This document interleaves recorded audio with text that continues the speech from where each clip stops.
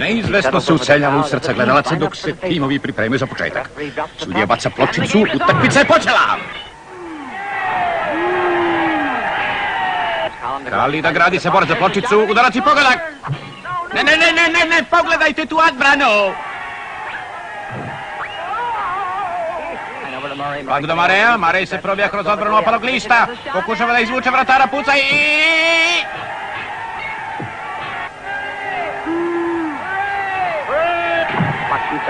Pločica na sredini klizališta, timovi se ogorčano bore. Bertino i Ferguson na klupu za kažnjene. Opali list preuzima igru. Kral prodire preko desnog krila. Riley mu oduzima pločicu. Sad napad vode Bravojedi. Dugačko dodavanje po desnoj strani i gužva oko pločice.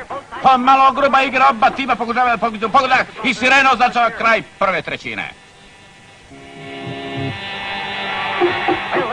Sirena označava početak druge trećine. Novi izlaze na led, ovi spanjeni stopa, prelazi pal liniju od prve ga napada, jao! Ovi su uopšte ne šale! Bertino i Ferguson napuštaju klupu za kažnjene. Bertino i Ferguson se vraćaju na klupu za kažnjene. Pločica da Banda koji klize za slepčićem brzinom, svi su potpuno zbunjeni dok se Bond odbija. Uleće Karpi, šalje pločicu u mrežu, ali je vratar odbija. Još jedan udarac, još jedan. Vratar drži situaciju u ruci. Ne, pocepao je staru mrežu. Pa, ne, pogodak! Timovi su ponovo na centru.